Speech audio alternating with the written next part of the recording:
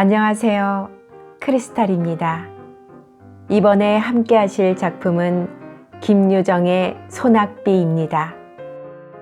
소낙비는 딸아지 목숨이라는 부제가 붙어 있는데 삶의 안착을 찾지 못한 식민지 시대의 유랑 농민의 삶을 해학적으로 다루고 있는 작품입니다. 김유정은 1908년 강원도 춘천에서 출생했고 1930년 연희전문학교 문과에 입학했지만 이듬해 그만두게 됩니다. 1935년 소낙비와 노다지가 신춘문예에 당선되어 문단에 등단하게 되죠. 이무영, 이상, 정지영 등이 속한 순수 문예단체인 구인회에 가입했고 짧은 문단 생활 중에 병과 가난과 싸우면서도 30여 편의 단편을 남겼습니다. 그는 주로 1930년대 농촌을 배경으로 하여 해학적이면서도 현실 비판 의식을 드러내는 농촌 소설들을 발표했습니다. 1937년 29의 나이로 세상을 떠났습니다. 대표작으로는 금 따는 콩밭, 봄봄, 딸아지, 동백꽃, 땡볕, 떡 등이 있습니다. 구독, 좋아요, 알림 설정 부탁드립니다.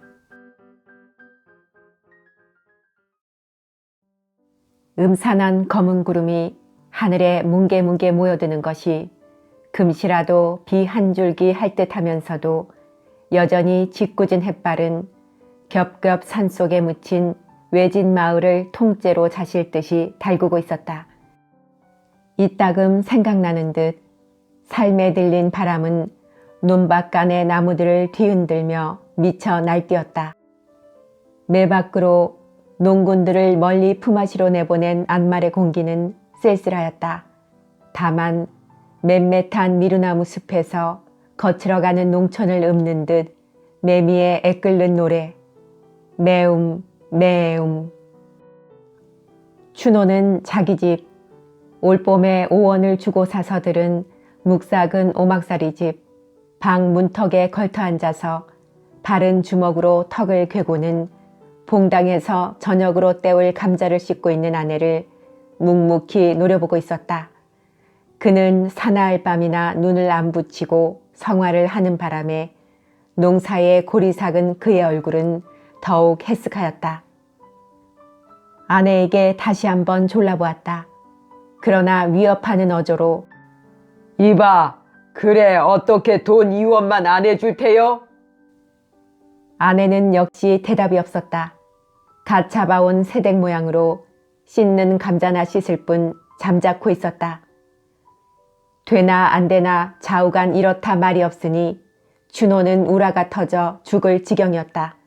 그는 타곳에서 떠돌아온 몸이라 자기를 믿고 장리를 주는 사람도 없고 또는 그 알량한 집을 팔려 해도 단 2, 3원의 작자도 내닫지 않으므로 앞뒤가 꼭 막혔다. 마는 그래도 아내는 나이 젊고 얼굴도 똑똑하겠다. 돈 2원쯤이야 어떻게라도 될 수 있겠기에 묻는 것인데 들은 채도 안 하니 괘씸한 듯 싶었다. 그는 배를 튀기며 다시 한번 돈 좀 안 해줄 테요? 하고 소리를 빽 질렀다. 그러나 대꾸는 역시 없었다. 준호는 녹이 충천하여 불현듯 문지방을 떠다밀며 벌떡 일어섰다. 눈을 흡뜨고 벽에 기댄 지게막대기를 손에 잡자 아내의 옆으로 바람같이 달겨들었다. 이년아, 기집 좋다는 게 뭐요? 남편의 근심도 덜어주어야지. 끼고 자자는 기집이요? 지게막대는 아내의 연한 허리를 모질게 후렸다. 까부라지는 비명은 모지락슬에 찌그러진 울타리 틈을 벗어나간다.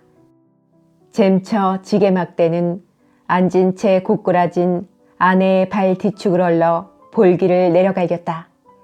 이년아, 내가 언제부터 너에게 조르는 게요? 번같이 호통을 치며 남편이 지게막대를 공중으로 다시 올리며 모지름을 쓸 때 아내는 에그머니 하고 외마디를 질렀다. 연하여 몸을 뒤치자 거반 엎어질 듯이 쌀이문 밖으로 내달렸다. 얼굴에 눈물이 흐른 채 황그리는 걸음으로 문 앞에 언덕을 내리어 개울을 건너고 맞은 쪽에 뚫린 콩밭길로 들어섰다. 너 내가 날 피하면 어디 갈 테요? 발길을 막는 듯한 의미 있는 호령에 달아나던 아내는 다리가 멈칫하였다.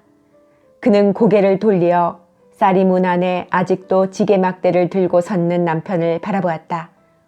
어른에게 죄진 어린애같이 입만 쫑깃쫑깃하다가 남편이 뛰어나올까 겁이 나서 겨우 입을 열었다.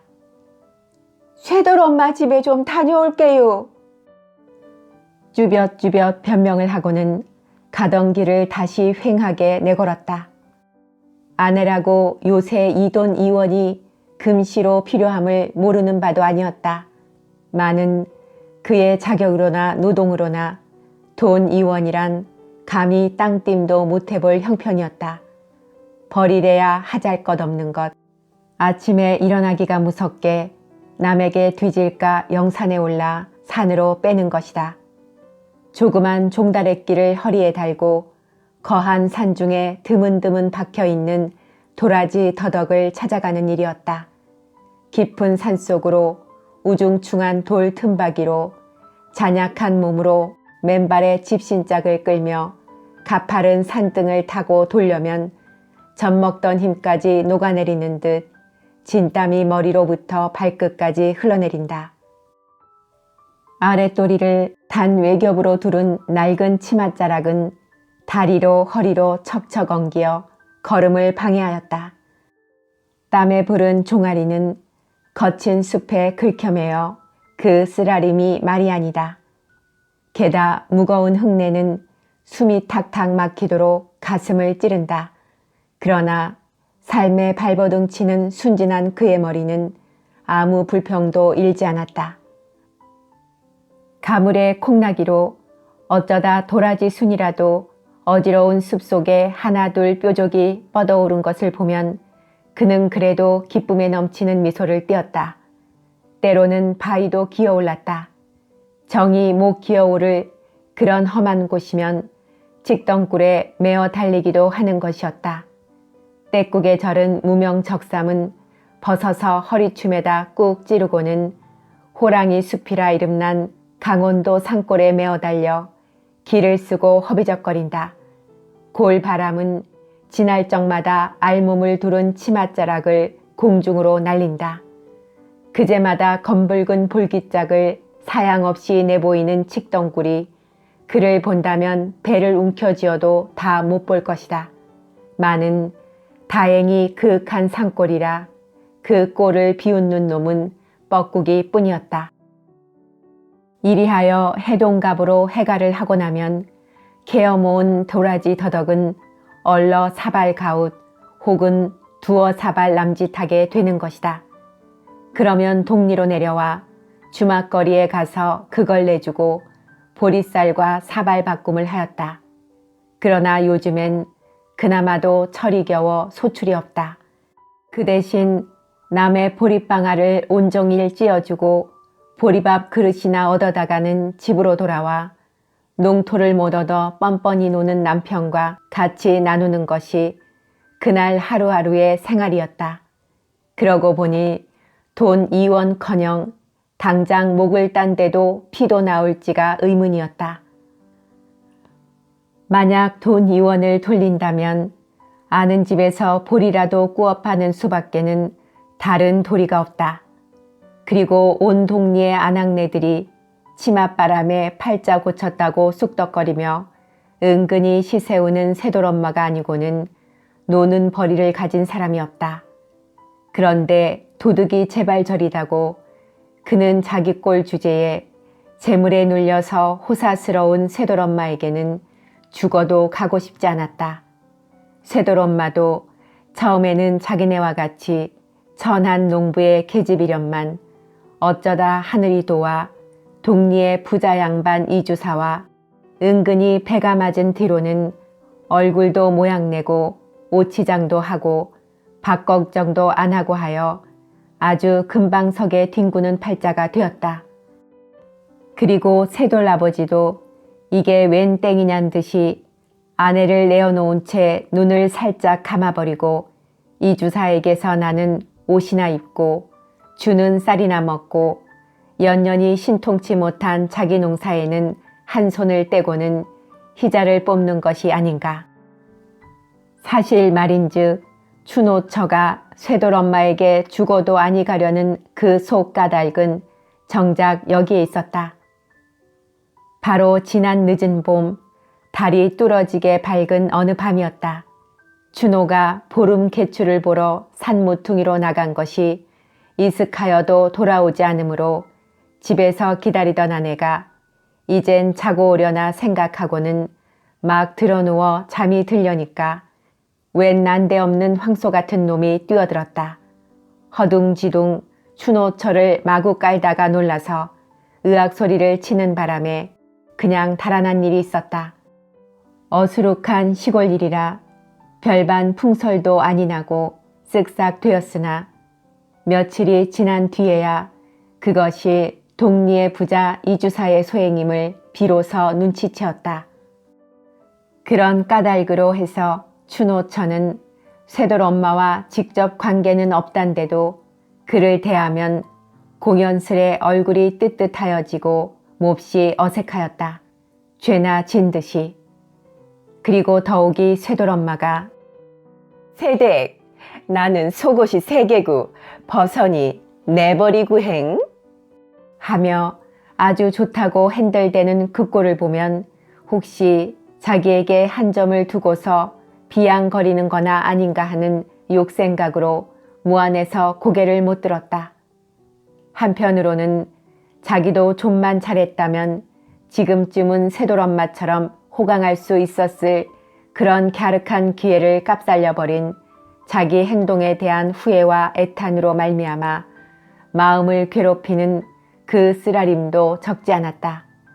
그러나 아무러한 욕을 보더라도 나날이 심해가는 남편의 무지한 매보다는 좀 헐할 게다. 오늘은 한맘 먹고 쇠돌 엄마를 찾아가려는 것이었다.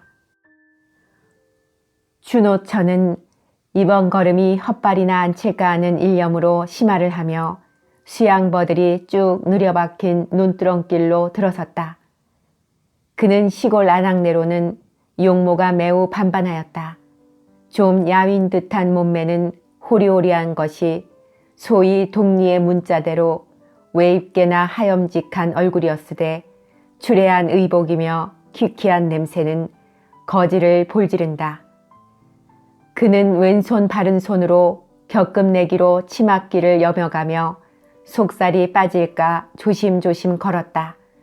감사 나온 구름송이가 하늘 신폭을 휘덮고는 차츰차츰 지면으로 처져내리더니 그의 산봉우리에 엉기어 살풍경이 되고 만다. 먼 데서 개 짖는 소리가 앞뒷산을 한적하게 울린다. 빗방울은 하나둘 떨어지기 시작하더니 차차 굵어지며 무더기로 퍼부어 내린다. 춘호처는 길가에 늘어진 밤나무 밑으로 뛰어들어가 비를 그으며 쇠돌 엄마 집을 멀리 바라보았다. 북쪽 산기슭 높직한 울타리로 뺑 돌려 두르고 앉았는 오목하고 맵시 있는 집이 그 집이었다.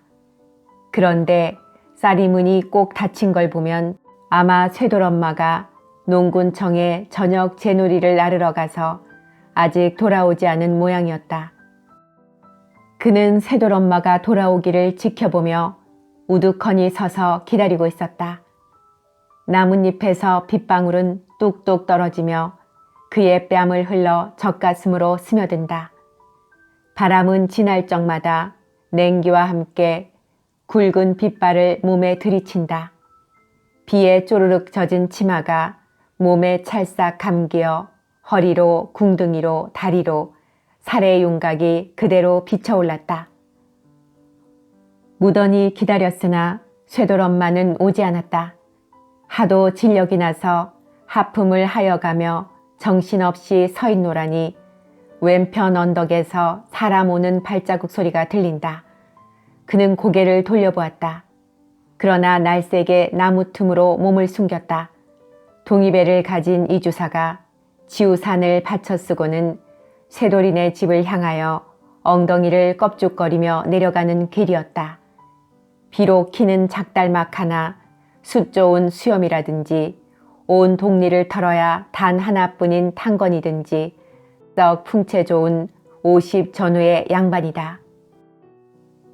그는 쌀이문 앞으로 가더니 자기 집처럼 거침없이 문을 떠다밀고는 속으로 버젓이 들어가 버린다. 그것을 보니 춘호처는 다시금 속이 편치 않았다. 자기는 개돼지같이 무시로 매만 맞고 돌아치는 천덕꾼이다.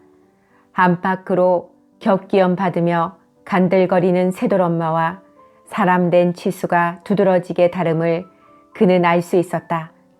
새돌엄마의 호강을 너무나 부럽게 우러러보는 반동으로 자기도 잘했더라면 하는 턱없는 희망과 후회가 전보다 몇 갑절 쓰린 맛으로 그의 가슴을 찌푸려뜨렸다. 새돌이네 집을 하염없이 건너다 보다가 어느덧 저도 모르게 긴 한숨이 굴러내린다. 언덕에서 쓸려내리는 사태물이 발등까지 개흙으로 덮으며 소리쳐 흐른다. 빗물에 푹 젖은 몸뚱어리는 점점 떨리기 시작한다. 그는 가볍게 몸소리를 쳤다. 그리고 당황한 시선으로 사방을 경계하여 보았다. 아무도 보이지는 않았다. 다시 시선을 돌리어 그 집을 쏘아보며 속으로 궁리하여 보았다. 아내는 확실히 이주사뿐일 게다. 그때까지 걸렸던 쌀이문이라든지 또는 울타리에 널은 빨래를 여태 안 걷어들인 것을 보면 어떤 맹세를 두고라도 분명히 이주사 외에 다른 사람은 하나도 없을 것이다. 그는 마음 놓고 비를 맞아가며 그 집으로 달려들었다. 봉당으로 선뜻 뛰어오르며 새돌엄마 기시우? 하고 인기척을 내보았다. 물론 당자의 대답은 없었다. 그 대신 그 음성이 나자 안방에서 이주사가 번개같이 머리를 내밀었다. 자기 딴은 꿈밖이라는 듯 눈을 두리번 하더니 옷 위로 붉어진 춘호처의 젖가슴, 아랫배, 넓적다리, 발등까지 슬쩍 음흉히 훑어보고는 거나한 낯으로 빙그레한다. 그리고 자기도 봉당으로 주춤주춤 나오며 새돌엄마 말인가? 왜 지금 막 나갔지? 곧 온댔으니 방 안에 좀 들어가 기다렸으면 하고 매우 일이 딱한 듯이 얼음얼음한다. 이 비에 어딜 갔세요? 지금 요 밖에 좀 나갔지. 그러나 곧 올걸. 있는 줄 알고 왔는디. 춘호처는 이렇게 혼잣말로 낙심하며 섭섭한 마음으로 머뭇거리다가 그냥 돌아갈 듯이 봉당 아래로 내려섰다. 이주사를 쳐다보며 물찬 제비같이 산들어지게 그럼 요담에 오겠어요. 안녕히 계시오. 하고 작별의 인사를 올린다. 지금 곧 온댔는데 좀 기다리지. 다음에 또 오지요. 아닐세, 좀 기다리게. 이보게 이봐. 춘호처가 간다는 바람에 이주사는 체면도 모르고 기가 올랐다. 허둥거리며 재간껏 만류하였으나 암만 해도 안 될 듯 싶다. 춘호처가 여기에 찾아온 것도 큰 기적이려니와 뇌성병력의 구석진 곳이겠다. 이렇게 솔깃한 기회는 두 번 다시 못 볼 것이다. 그는 눈이 뒤집혀 입에 물었던 장죽을 쭉 뽑아 방 안으로 치뜨리고는 계집의 허리를 뒤로 다짜고짜 끌어안아서 봉당 위로 끌어올렸다. 계집은 몹시 놀라며 왜 이러세요? 이거 놓으세요! 하고 몸을 뿌리치려고 앙탈을 한다. 아니, 잠깐만. 이주사는 그래도 놓지 않으며 헝겁스러운 눈짓으로 계집을 달랜다. 흘러내리는 고이침을 왼손으로 연신 치우치며 바른 팔로는 계집을 잔뜩 움켜잡고 엄두를 못 내어 짤짤매다가 간신히 방 안으로 끙끙 몰아넣었다. 안으로 문고리를 재빠르게 채웠다. 밖에서는 모진 빗방울이 배추잎에 부딪히는 소리, 바람에 나무 떠는 소리가 요란하다.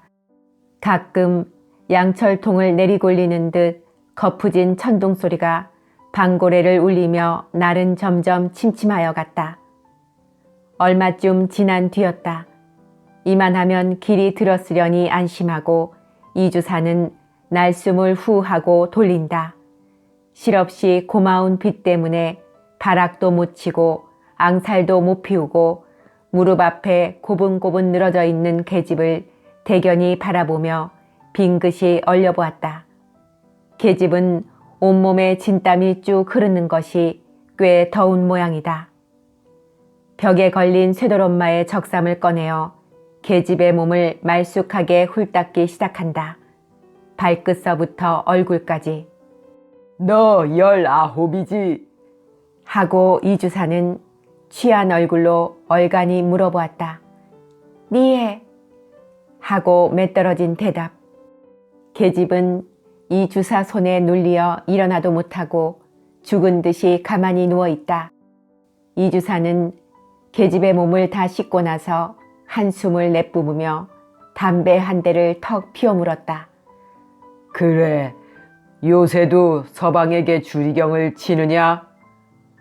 하고 묻다가 아무 대답이 없음에 원, 그래서야 어떻게 산단 말이냐? 하루 이틀이 아니고 사람의 일이라 알 수 있는 거냐? 그러다 혹시 맞아 죽으면 정장 하나 해볼 곳 없는 거야. 허니 내 명이 아까우면 덮어놓고 민적을 가르는 게 낫겠지. 하고 계집의 신변을 위하여 염려를 마지 않다가 번뜩 한 가지 궁금한 것이 있었다. 너 참 아이 낳았다 죽었다두구나. 니에? 어디 난 듯이나 싶으냐? 계집은 얼굴이 홍당무가 되어지며 아무 말 못하고 고개를 외면하였다. 이주사도 그까짓것 더 묻지 않았다. 그런데 웬 녀석의 냄새인지 무생채 썩는 듯한 시끄무레한 악취가 불씨로 코청을 찌르니 눈살을 찌푸리지 않을 수 없었다. 처음에야 그런 줄은 소통 몰랐더니 알고 보니까 비위가 조이 역하였다. 그는 빨고 있는 담배통으로 계집의 배꼽깨를 똑똑히 가리키며 예, 이 살의 배꼽 좀 봐라. 그래, 물이 흔한데 이것 좀 못 씻는단 말이냐? 하고 모처럼의 기분이 상한 것을 앵하단 듯이 꺼리만 기색으로 혀를 찼다.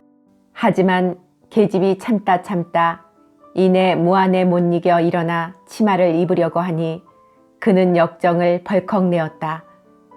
옷을 빼앗아 구석으로 동댕이 치고는 다시 그 자리에 끌어앉혔다. 그리고 자기 딸이나 책하듯이 아주 대범하게 꾸짖었다. 왜 그리 계집이 달망대니 좀 듬직지 못하고. 춘호처가 그 집을 나선 것은 들어간 지 약 1시간 만이었다. 비가 여전히 쭉쭉 내린다. 그는 진땀을 있는 대로 흠뻑 쏟고 나왔다. 그러나 의외로 아니 천행으로 오늘 일은 성공이었다. 그는 몸을 솟치며 생긋하였다. 그런 모욕과 수치는 난생 처음 당하는 봉변으로 지랄 중에도 못쓸 지랄이었으나 성공은 성공이었다. 복을 받으려면 반드시 고생이 따르는 법이니 이까짓 거야 골백번 당한데도 남편에게 매나 안 맞고 의족해 살 수만 있다면 그는 사양치 않을 것이다. 이주사를 하늘같이 은인같이 여겼다. 남편에게 부쳐먹을 농토를 줄 테니 자기의 첩이 되라는 그 말도 죄송하였으나 더욱이 돈 2원을 줄 테니 내일 이맘때 새돌레 집에서 넌지시 만나자는 그 말은 무엇보다도 고마웠고 벅찬 짐이나 푸른 듯 마음이 홀가분하였다. 다만 애캐어 있는 것은 자기의 행실이 만약 남편에게 발각되는 나절에는 대매에 맞아 죽을 것이다. 그는 일변 기뻐하며 일변 애를 태우며 자기 집을 향하여 세차게 쏟아지는 빗속을 가뿐가뿐 내려달렸다. 춘호는 아직도 분이 못 풀리어 뾰로퉁하니 홀로 앉았다. 그는 자기의 고향인 인제를 등진 지 벌써 3년이 되었다. 해를 이어 흉작에 농작물은 말 못되고 따라 빚쟁이들의 위협과 악다구니는 날로 심하였다. 마침내 할 일 없이 집 세간살이를 그대로 내버리고 알몸으로 밤도주하였던 것이다. 살기 좋은 곳을 찾는다고 나 어린 아내의 손목을 끌고 이 산 저 산을 넘어 표랑하였다. 그러나 우정 찾아든 곳이 고작 이 마을이나 산속은 역시 일반이다. 어느 산골엘가 호미를 잡아보아도 정은 조그만치도 안 붙었고 거기에는 오직 쌀쌀한 불안과 굶주림이 품을 벌려 그를 맞을 뿐이었다. 터무니없다 하여 농토를 안 준다. 일 구멍이 없음에 품을 못 판다. 밥이 없다. 결국에 그는 피폐하여 가는 농민 사이를 감도는 엉뚱한 투기심에 몸이 달떴다. 요사이 며칠을 두고 요 너머 뒷산 속에서 밤마다 큰 노름판이 벌어지는 기미를 알았다. 그는 자기도 한몫 보려고 끼룩거렸으나 좀채로 미천을 만들 수가 없었다. 이원, 수나 좋아서 이 이원이 좋아만 잘한다면 금시 발복이 못 된다고 누가 단언할 수 있으랴. 30-40원 따서 동리의 빚이나 대충 가리고 옷 한 벌 지어 입고는 진절이 나는 이 산골을 떠나려는 것이 그의 배포였다. 서울로 올라가 아내는 안짬을 재우고 자기는 노동을 하고 둘이서 다구지게 벌으면 안락한 생활을 할 수가 있을 텐데 이런 산구석에서 굶어 죽을 맛이야 없었다. 그래서 젊은 아내에게 돈 좀 해오라니까 요리 맡긴 조리 맡긴 매만 피하고 곁들어 주지 않으니 그 소행이 여간 괘씸한 것이 아니다. 아내가 물에 빠진 생쥐꼴을 하고 집으로 달려들자 미처 입도 벌리기 전에 남편은 이를 악물고 주먹뺨을 냅다 붙인다. 넌 인연 매만 살살 피하고 어디가 자빠졌다 왔니? 볼치 한 대를 얻어맞고 아내는 오기가 질려 벙벙하였다. 그래도 직성이 못 풀려 남편이 다시 매를 손에 잡으려 하니 아내는 질겁을 하여 살려달라고 두 손으로 빌며 개신개신 입을 열었다. 내일 대유, 내일 돈, 내일 대유 하고 돈이 변통됨을 삼가 아래는 그의 음성은 절반이 울음이었다. 남편이 반신반의하여 눈을 찌긋하다가 내일? 하고 목청을 돋구었다. 네, 내일 된다요. 꼭 돼요? 네, 내일 된다요. 남편은 시골 물정에 능통하니만큼 난데없는 돈 2원이 어디서 어떻게 되는 것까지는 추궁에 물으려 하지 않았다. 그는 저기 안심한 얼굴로 방문턱에 걸터앉으며 담뱃대에 불을 그었다. 그제야 비로소 아내도 마음을 놓고 감자를 삶으러 부엌으로 들어가려 하니 남편이 곁으로 걸어오며 지근한 듯이 말리었다. 병나 방에 들어가 어여 옷이나 말리어. 감자는 내가 삶을게. 먹물같이 짙은 밤이 내렸다. 비는 더욱 소리를 치며 앙상한 그들의 방벽을 앞뒤로 울린다. 천장에서 비는 새지 않으나 집 지은 지가 오래되어 고래가 물러앉다시피 된 방이라 도배를 못한 방바닥에는 물이 스며들어 귀축축하다. 거기다 거적 두 입만 덩그렇게 깔아놓은 것이 그들의 침소였다. 석유불은 없어 캄캄한 바로 지옥이다. 벼루기는 사방에서 마냥 스멀거린다. 그러나 등걸잠에 익달한 그들은 천연덕스럽게 나란히 누워 줄기차게 퍼붓는 밤 빗소리를 귀담아 듣고 있었다. 가난으로 인하여 부부 간의 애틋한 정을 모르고 나날이 매질로 불평과 원한 중에서 복대기는 그들도 이 밤에는 불시로 화목하였다. 단지 남편 품에 들은 돈 2원을 꿈꾸어 보고도 서울 언제 갈라요? 남편의 왼팔을 베고 누웠던 아내가 남편을 향하여 응석비슷이 물어보았다. 그는 남편에게 서울의 화려한 거리며 후한 인심에 대하여 여러 번 들은 바 있어 일상 안타까운 마음으로 몽상은 하여 보았으나 실제 구경은 못하였다. 얼른 이 고생을 벗어나 살기 좋은 서울로 가고 싶은 생각이 간절하였다. 곧 가게 되겠지. 빚만 좀 없어도 가뜩하련만. 빚은 낭종 갚더라도 얼핀 값세다요. 염려 없어. 이달 안으로 꼭 가게 될 거니까. 남편은 썩 쾌히 승낙하였다. 나는 그는 동리에서 일컬어주는 질꾼으로 투전장의 갑옷줌은 시루에서 콩나물 뽑듯 하는 능수였다. 내일 밤 2원을 가지고 벼락같이 노름판에 달려가서 있는 돈이란 깡그리 모집어올 생각을 하니 그는 은근히 기뻤다. 그리고 교묘한 손재간을 홀로 뽐내었다. 이번이 서울 점이지. 하며 그는 서울 바람 좀 한번 쐬었다고 큰 체를 하며 팔로 아내의 머리를 흔들어 물어보았다. 성미가 워낙 겁겁한지라 지금부터 서울 갈 준비를 착착 하고 싶었다. 그가 제일 걱정되는 것은 둠 구석에서 놔 자라먹은 아내를 데리고 가면 서울 사람에게 놀림도 받을 게고 꺼리끼는 일이 많을 듯 싶었다. 그래서 서울 가면 꼭 지켜야 할 필수 조건을 아내에게 일일이 설명치 않을 수 없었다. 첫째, 사투리에 대한 주의부터 시작되었다. 농민이 서울 사람에게 꼬라리라는 별명으로 감잡히는 그 이유는 무엇보다도 사투리에 있을지니 사투리는 쓰지 말며 합세를 하십니까로 하계유를 하오로 고치되 말끝을 들지 말지라.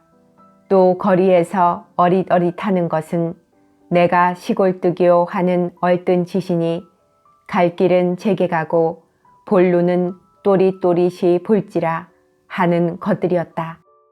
아내는 그 끔찍한 설교를 귀담아 들으며 모기 소리로 네를 하였다.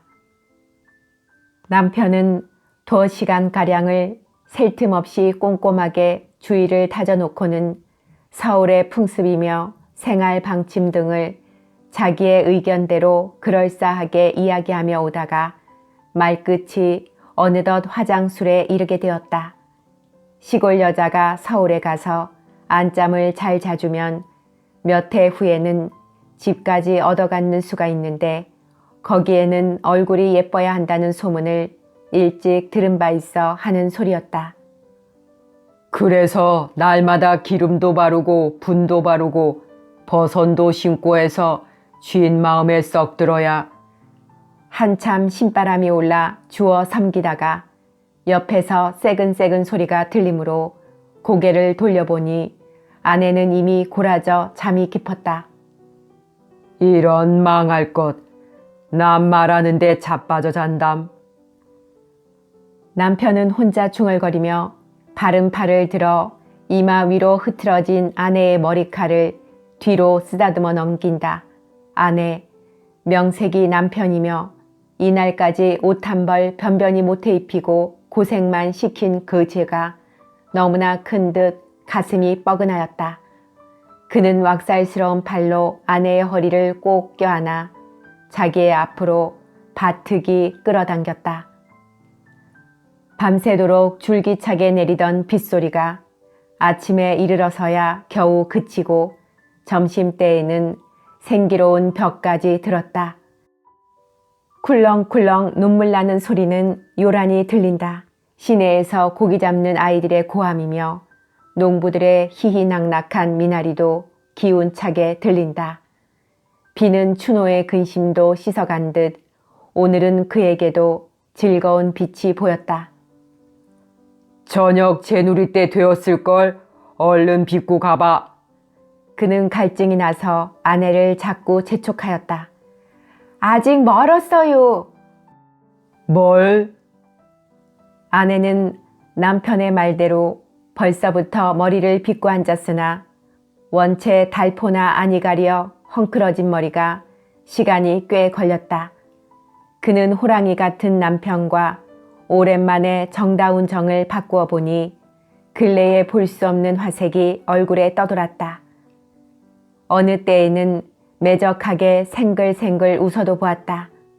아내가 꼼지락거리는 것이 보기에도 퍽이나 갑갑하였다. 남편은 아내 손에서 얼레빗을 쑥 뽑아들고는 시원스레 쭉쭉 내려 빗긴다. 다 빗긴 뒤 옆에 놓인 밥사발의 물을 손바닥에 연신 칠해가며 머리에다 번지르르하게 발라놓았다.